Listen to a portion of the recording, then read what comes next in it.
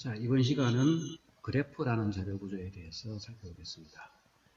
이 그래프 자료 구조에 대한 복습도 바로 이 책 C로 쉽게 풀어쓴 자료 구조 챕터 10에 있는 PPT 내용을 아주 간략하게 요약을 해서 설명드리겠습니다. 자, 그래프라는 건 무엇이냐? 그래프라는 것은 어떤 연결되어 있는 객체 간의 관계를 표현하는 자료 구조 이렇게 되어 있습니다. 자, 그래서 예를 들면 지금 이겁니다. 그냥 어떤 도시, 대한민국에 있는 어떤 도시들을 이렇게 쭉쭉 연결을 해놨죠. 도시들 간에 이제 이렇게 어떤 객체들을 이렇게 연결해 놓은 거를 해놓은 자료 구조입니다. 그리고 이제 이거는 뭡니까? 우리가 전기회로죠. 어떤 회로 기판에서 이 서킷들을 이렇게 그 컴포넌트들이 쭉 연결되어 있는 이런 형태도 하나의 그래프라고 볼 수 있습니다. 그래서 이제 그래프의 예를 보면 지금처럼 전기회로 또는 이제 프로젝트 관리할 때 보면 프로젝트 일정별로 쭉 연결이 되어 있는 거, 그리고 지도에 도시들이 연결되어 있는 거 지금 이제 이어지죠. 그리고 우리가 뭡니까? 요즘 흔히 이제 내비게이션 이런 거 많이 보죠. 그러면 이제 도로들이 있고, 그죠? 그 도로들이 쭉 연결되어 있는 거를 이제 내비게이션 소프트웨어에서 차가 어느 길로 가야 빨리 가나 하는 걸 이제 알려주는 거죠. 그런 것들도 다 그래프라는 자료 구조를 이용해서 표현한다. 그래서 이 그래프라는 거는 자료 구조에서 이제 가장 핵심입니다. 아주 일반적인 자료 구조다 이거죠. 그래서 이 그래프에서 보면 요 하나하나를 노드 또는 볼틱스라 하고, 요 그래프에 있는 객체들을 노드 또는 볼틱스라 하고, 요 연결되어 있는 그래프에 볼틱스를 연결하는 요거를 갖다가 이제 엣지라고 합니다. 그러면 이제 노드와 엣지 간의 연결은 우리가 이제 트리도 그런 형태죠. 그래서 이제 트리도 그래프의 한 종류로 볼 수가 있습니다. 그래서 그래프가 좀 더 일반적인 자료 구조다. 자, 그래서 이 그래프 이론이라는 분야는 바로 이 그래프라는 자료 구조를 이용해서 수많은 알고리즘과 또 이론들이 있습니다. 그거를 연구하는 하나의 분야로 이제 그래프 이론이라는 것도 있다. 그래서 그래프가 상당히 광범위하게 사용되는 자료 구조다. 이렇게 볼 수 있겠습니다. 자, 그래프의 역사를 보면 뭐 1800년대 오일러에 의해 창안됐다고 하는데, 여러분들이 아마 이런 그림 본 적이 있을 것 같은데, 뭡니까? 오일러 문제라고 하죠. 오일러 문제가 이제 어떤 지역에서, 예를 들면 어떤 지역에서 이 다른 지역으로 뭐 건너가는데 다리들을 정확히 한 번씩만 건너서, 정확히 이렇게 한 번씩만 건너갖고 내 지점으로 다시 돌아오는 문제. 이걸 이제 오일러 문제라고 하는데, 자, 이거를 이제 그래프로 표시하면 이렇게 됩니다. 이렇게. 그래프로 표시하면 이렇게 되는데, 자, 이 문제는 뭡니까? 초등학교나 중학교 때쯤 본 적이 있죠. 그래서 보면은, 오일러 패스는 벌틱스에 연결된 이 간선의 개수가 짝수면은 오일러 패스가 존재한다. 지금 같으면 뭡니까? 이게 벌써 엣지, 그러니까 이 간선의 수가 벌틱스죠. 홀수인 게 존재하죠. 하나, 둘, 셋. 이것도 보면은 하나, 둘, 셋. 이런 홀수인 볼틱스들이 존재하죠. 이렇게. 이러면은 이제 정확히 엣지들을 한 번씩만 방문해서 돌아오는 패스는 없다. 이겁니다. 자, 어쨌든 그 볼틱스는 그래서 보면은 또는 노드라고 표현하는데, 이 그래프는 그래서 이 노드와 엣지로 구성된 자료 구조다. 이렇게 보면 되겠습니다. 자, 그래서 이제 좀 더 포멀하게 표현하면 그래프라는 것은 벌틱스와 엣지의 집합으로 표시된다. V라는 것은 이제 벌틱스 또는 노드라고 했죠. 들의 집합이고, 엣지는 이제 이 E는 엣지들의 집합이다. 자, 그래서 이그젠플로 지금 좀 전에 봤던 이제 이 대한민국에 있는 도시들을 갖다가 쭉 연결하는 그래프입니다. 그래서 여기서 볼틱스는 도시를 의미하고 엣지는 도시를 연결하는 도로를 의미한다. 자, 엣지에 이렇게 또 숫자를 이렇게 나타날 수 있어요. 이렇게 이제 엣지, 요걸 이제 엣지의 웨이트라고 하는데, 이 웨이트를 줄 수도 있습니다. 예를 들어 도로의 길이 같은 거, 또는 뭐 내비게이션 같은 데서는 이 도로 이제 교통 상황을 고려해서 여기서 이 도로로 가는데 걸리는 시간 같은 걸 웨이트로 줄 수가 있습니다. 그래서 이게 이제 웨이트 또는 코스트라고 해요.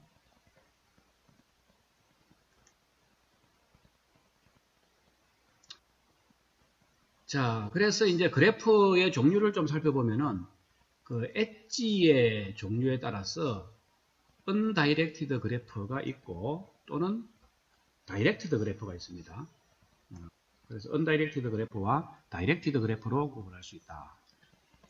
자, 그래서 이제 undirected 그래프는 요 엣지, 노드 A, B 사이에 요 엣지의 방향성이 없어요. 그래서 A에서 B로 가는 엣지는 B에서 A로 가는 엣지나 마찬가지입니다. 도로로 얘기하면 뭡니까? 그냥 양방향 통행 도로 같은 게 되겠죠. 자, 그런데 비해서 방향성 그래프는 이렇게 A에서 B로 가면 이렇게 A에서 B로 간다 화살표가 되어 있어요. 이렇게. 이런 경우는 이제 A에서 B로 가는 엣지는 B에서 A로 가는 엣지하고 달라요. 같지 않습니다. 이제 도로 같으면 이제 일방 통행 같은 거를 표시할 수 있겠죠. 이런 거를 이제 그래서 그래프에서 이제 이 undirected 그래프는 괄로 이렇게 둥근 괄로로 표시하고 이제 방향성 그래프는 이렇게 부등호 괄호로 표시를 합니다. 자, 그리고 이제 weighted 그래프라는 거는 이 엣지에 웨이트가 할당되어 있는 형태. 웨이트가 할당되어 있는 형태. 이런 걸 이제 weighted 그래프 또는 이제 네트워크라고 합니다. 자, 그래서 이제 이런 그래프가 있으면은 이런 그래프를 볼틱스와 엣지의 집합으로 나타내면 여기는 볼틱스가 4개 있죠. 그래서 볼틱스가 0, 1, 2, 3 이렇게 볼틱스의 집합을 이렇게 표시하고 엣지는 여기서는 하나, 둘, 셋, 넷, 5개 있죠. 그래서 엣지 그리고 이제 5개가 있고 여기 방향성이 없으니까 괄호를 통해서 괄호로 이렇게 표시를 했습니다. 자, 요 G2라는 그래프는 볼틱스는 똑같아요. 근데 엣지가 단 2개밖에 없죠. 그래서 이렇게. 그러면 이제 어떤 볼틱스는 연결이 안 돼 있겠죠. 뭐 그런 경우도 존재할 수도 있다 이거죠. 자, 요 그래프는 지금 요 여기 잘못됐습니다. G3라는 그래프는 이제 볼틱스가 3개가 있죠. 그리고 엣지가 이제 방향성이 이렇게 있습니다. 그죠? 그래서 이제 방향성이 있는 엣지들이 3개 있으니까 이렇게 부등호 괄호로 엣지를 표시했다.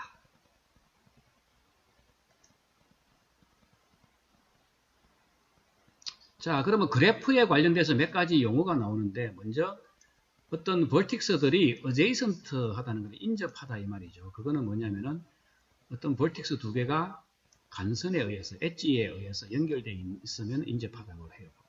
그래서 예를 들면은 벌틱스 0와 벌틱스 1을 연결하는 엣지가 존재하죠. 이렇게. 그러면 이제 벌틱스 0와 1은 adjacent 하다 이렇게 나타나요.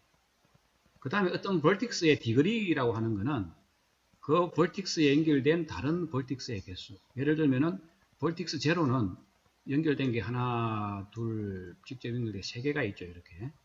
그러면 이제 디그리는 3이다. 이렇게. 자, 그리고 이제 패스는 뭐냐면은 어떤 벌틱스에서 다른 벌틱스로 가는 요 뭡니까?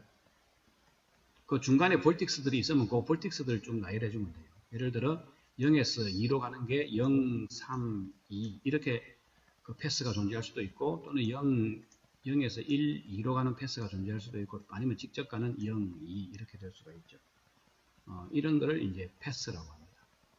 이제 사이클은 뭐냐 하면은 어떤 패스가 있으면은 자기 자신으로 되돌아오는 패스.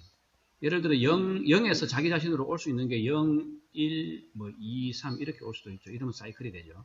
또는 0, 1, 2, 0 이렇게 올 수도 있죠. 이렇게 하면 사이클이 됩니다. 자, 그럼 어떤 패스의 길이, 패스 랭스라는 것은 경로, 패스를 구성하는 데 사용된 엣지의 개수입니다. 예를 들어 0에서 2로 가는데 직접 이렇게 가면은 길이는 1인데 이렇게 가면은 엣지가 2개죠. 그래서 랭스가 2다. 이렇게. 자, 완전 그래프, 컴플리트 그래프는 모든 벌틱스 간의 정점이 연결되어 있는 그래프입니다. 지금 이 G1이라는 그래프는 아직 컴플리티드 그래프가 아니에요. 완전 그래프가 아닌데 만약에 이 사이에 엣지가 연결되면은 그러면 모든 벌틱스 간의 엣지가 다 연결되죠. 이런 경우는 이제 컴플리트 그래프가 됩니다. 자, 그러면 이 그래프를 어떻게 또 자료 구조로 표현하느냐? 또 항상 이제 두 가지 방법이 존재했죠. 뭐냐면 어레이, 그러니까 배열을 사용하느냐, 아니면 링크드 리스트를 사용하느냐. 그래서 이제 그래퍼인 경우에는 이 배열을 사용하는 방법이 여러 가지가 있는데 그 중에서 가장 많이 쓰는 게 2차원 배열을 사용하는 표현을 많이 씁니다. 그래서 이걸 이제 어제이선트 매트릭스라고 해요. 어제이선시 매트릭스 이렇게 표현하기도 하는데 뭐냐면은 이 방법을 보면 어떤 그래프가 있습니다. 이렇게 이제 여기 그래프가 있죠. 그러면 이 그래프를 이제 2차원 배열로 그래프의 벌틱스의 수에 맞게 2차원 배열로 이렇게 해놓고 요 서로 연결되어 있는 벌틱스 간에 서로 연결이 되어 있으면은 이제 요 원소들은 다 엣지를 나타냅니다. 그래서 요 이제 0에서 1로 엣지가 있으면 0과 1 사이에 엣지가 있다 이거죠. 0에서 2로 가는 엣지도 있다. 이렇게. 만약에 그런데 1에서 또 뭡니까? 0으로 가는 엣지가 있느냐? 있죠. 그래서 그런데 예를 들면은 뭐 1에서 3으로 가는 엣지는 없죠. 그래서 여기는 0이다. 이런 식으로 이제 그 그래프를 표현한 게 어제이선시 매트릭스가 됩니다.